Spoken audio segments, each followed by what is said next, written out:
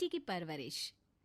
जिंदगी किसी को किस मोड़ तक ला सकती है। एक दिन कविता अपने पति से कहती है, कौन है ये बच्ची, बताते क्यों नहीं, क्यों लेकर आए हो इसे यहाँ? कविता, ये मेरी बच्ची है। माँ पापा मेरी शादी शिवानी से करने के लिए मान नहीं रहे थे, लेकिन मैं उससे बहुत प्यार करता था। अब वो इस दुनिया में नहीं है, लेकिन सन्निका की जिम्मेदारी मेरी है। इसे मैं अपने पास ही रखूंगा। कविता ये देखकर सुनकर सन्न रह जाती है। कैसी बात कर रहे हैं आप, लोग क्या कहेंगे, मैं कैसे इस बच्चे के साथ जीवन चलाऊंगी? देखिए, इसे देखकर मुझे टेंशन हो रही है। आप इसे ले जाइए यहाँ से, मेरी भी तो बेटी है, मैं उसका हक कैसे मार दूं? दिनेश कविता को किसी तरह समझा लेता है। देखो सन्निका, ये आज से तुम्हारी माँ है, इन्हें तुम्हें माँ कहना है। कविता को तो सन्निका को देखना भी गवारा नहीं है, फिर वो उसकी माँ कैसे बन पाती? और शायद दिनेश भी ये हकीकत जानता था। कुछ साल बाद देखिए, अब राधिका बड़ी हो गई है, उसके लिए किसी अच्छे घर का रिश्ता देखिए ना, शादी तो करवानी है ना। हाँ, लेकिन सन्निका उससे बड़ी है, पहले तो उसकी शादी तय करेंगे ना। जमाना जानता है कि वो एक नाजायज लड़की है, कोई उससे शादी क्यों करेगा? वैसे भी आता है क्या उसे, जो कोई उसे अपने घर की बहू बनाएगा? तभी वहाँ सन्निका आ जाती है। पापा, मुझे स्कॉलरशिप मिल गई है, आगे का सारा खर्चा यूनिवर्सिटी वाले उठाएंगे। मैं कल ही वहाँ हॉस्टल में शिफ्ट हो रही हूँ। लो, सुना दिया ना फैसला। अरे अब क्यों शिफ्ट हो रही हो, पहले ही हो जाती शिफ्ट। दुनिया में यूं कालिक तो ना होती हमारी। क्या यार कविता, एक तो खुशी की बात है कि लड़की को कुछ आगे बढ़ने पढ़ने का मौका मिल रहा है, लेकिन नहीं, तुमको तो केवल ताना मारना ही आता है। जाकर देखो शिवानी क्या कर रही है। अरे हाँ, मैं शिवानी को दूध देना भूल गई, वो कैसे उठेगी? कविता को ये सुनकर गुस्सा आ जाता है। हाँ हाँ, अपनी किताबों से फुर्सत मिले तब ना। मेरी बेटी ना कुछ खाए ना कुछ पिए, यही तो चाहती हो तुम। सन्निका, जिसने कभी कविता से बात ही नहीं की थी, क्योंकि वो उसे हमेशा कोसती, वो वहाँ से बिना कुछ कहे निकल जाती है। खाना तो पूरा बन गया, अब जाकर आराम से पैकिंग करती हूँ, कल वक्त से निकल जाऊंगी। देखिए जी, वैसे तो ये लड़की मुझे एक आंख पसंद नहीं, अपने कमरे में पैकिंग कर रही है। अरे मुझसे तो कभी बात भी नहीं करती। आप साफ साफ बोल दीजिए उसे कि घर से जाएगी तो सारा काम कौन करेगा, उसकी माँ।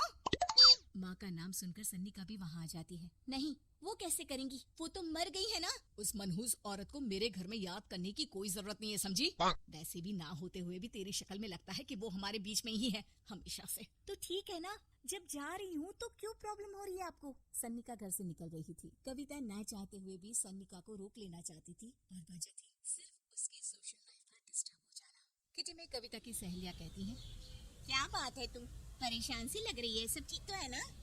क्या हुआ, उससे निकाला फिर कोई तमाशा किया क्या? अरे नहीं, चली गई, वो तो ऑक्सफोर्ड की कोई एनजीओ है, उसकी स्कॉलरशिप मिली है। मेरा भाई बता रहा था कि उसका तो फ्यूचर ब्राइट है। अरे चल ना, तुझे क्या, तेरा तो पीछा छूटा उससे। अरे कैसे क्या नहीं, घर का सारा काम करती थी। इसकी छोटी बेटी को भी तो उसी ने संभाला था, याद है? उसकी छोटी बेटी का जो केस हुआ था, वो भी अपने सर ले लिया था। हाँ, तो बदले में सारा खर्चा भी तो हम लोग ही उठा रहे थे ना। और पता है, वो मुझसे बात भी नहीं करती, जैसे पता नहीं मैं ही उसके माँ के मरने के लिए जिम्मेदार हूँ। अरे खुद को क्यों दोष दे रही है, तूने जो किया शायद कोई नहीं करता। कविता को समझ में नहीं आ रहा था कि उसके साथ ऊपर वाले ने ऐसा क्यों किया। वो शाम को घर आती है। आज तो बहुत खुश होगी तुम, एक बला से छुटकारा मिला ना तुमको। बेचारी की जिंदगी नरक बना कर रखी थी। वो तो कहते हैं ना, ऊपर वाला सब देखता है। देखो, चुन लिया उसने अपना रास्ता। कविता का मन तो करता है कि वो पति को सब कुछ सुना दे, लेकिन सामने सास खड़ी होती है। ये तो है, बेचारे को खाना बनाने से लेकर घर के सारे काम करने पड़ते थे। बाहर का भी कोई काम होता तो वही देखती। अब देखते हैं घर का काम कैसे होता है। तभी कविता की बेटी उसके लिए चाय लेकर आ जाती है। लो माँ चाय, कैसे रही किट्टी? अच्छी थी बेटा, खाने में कुछ बनाया है क्या? हाँ, सन्निका दीदी जैसी ही सब्जी बना दी है, आप रोटी बना लो। और हाँ, कल मैं चली जाऊंगी इलेक्ट्रिक बिल और राशन लाने के लिए। अच्छा, पैसे मैं दे दूंगी। सन्नी का कार्ड दे गई है ना? हाँ माँ, एक कार्ड तो देकर गई है। अरे चोर नहीं थी वो, मेरे बेटे का ही खून है।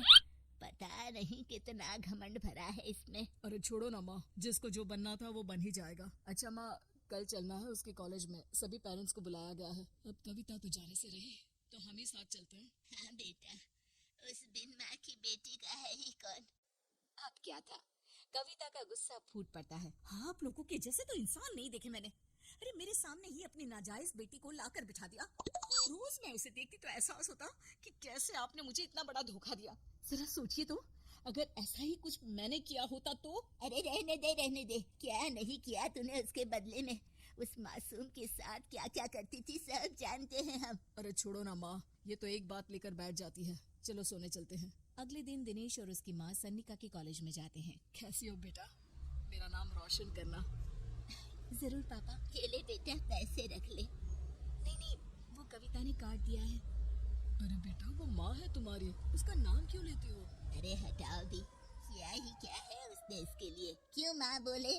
तभी वहाँ सन्निका की टीचर आ जाती है। सन्निका की माँ नहीं आई? जी नहीं, वो घर में बेटी है ना, सबका एक साथ आना तो मुमकिन नहीं था। तो उन्हें भेज देते, हम सभी उनसे मिलना चाहते हैं। मानना पड़ेगा, बहुत अच्छी तरह से पाला है उन्होंने अपनी बेटी को।